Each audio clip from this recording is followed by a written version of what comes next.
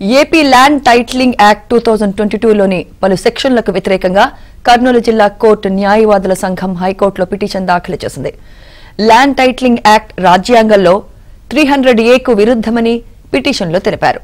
Revenue అధికారులకు ప్రజల ఆస్తులపై విచారణ జరిపే అధికారం ఇవ్వడం వల్ల ఆస్తి హక్కులు కోల్పోయే అవకాశం ఉందన్న పిటిషనర్ పేర్కొన్నారు.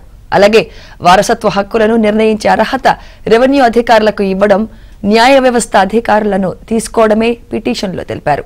ఇది ఇండియన్ సాక్సెషన్ యాక్ట్ కు విరుద్ధమన్నారు పిటిషనర్. ఈ మేరకు high court senior council Yalamanjula Balaji petition దాఖలు చేశారు.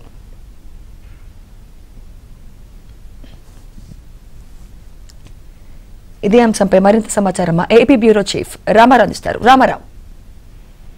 Sumitra, AP land titling act 2022లో పలు సెక్షన్లకు వ్యతిరేకంగా ఏపీ హైకోర్టులో పిటిషన్ దాఖలు చేసింది. ఈ రోజు కర్నూలు జిల్లా కోర్టు న్యాయవాదుల సంఘం ల్యాండ్ టైటిలింగ్ యాక్ట్ రాజ్యాంగంలో 300A పూర్తిగా విరుద్ధమని ఈ పిటిషన్ లో పేర్కొన్నారు.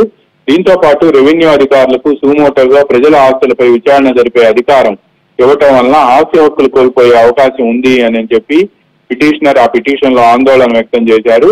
వారసత్వ హక్కులను నిర్ణయించే అర్హత రెవెన్యూ అధికారులకు ఇవ్వటం, న్యాయ వ్యవస్థ అధికారాలను తీసుకోవటమేనని, పైగా న్యాయ వ్యవస్థలో కూడా చొరబట్టమే అవుతుంది అని కూడా పేర్కొన్నారు. పైగా ఈ చట్టం ఇండియన్ సక్సెషన్ యాక్ట్ కు పూర్తి విరుద్ధము అని కూడా అందులో వివరించారు.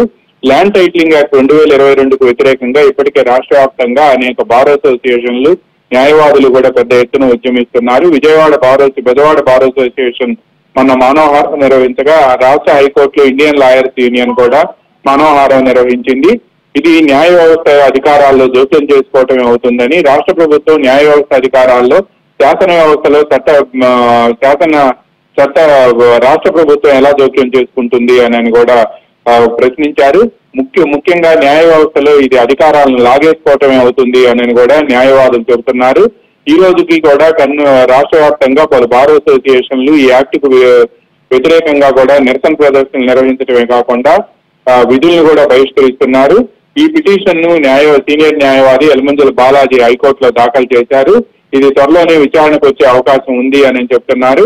బట్ అనేక ప్రాంతాల్లో బార్ అసోసియేషన్లు ఈ యాక్ట్ ను ఉపసంహరించుకునే వరకు కూడా తమ ఆందోళన కొనసాగుతుంది అని చెప్పి కూడా స్పష్టం చేస్తున్నారు. సుమిత్ర. థాంక్యూ రామారావు.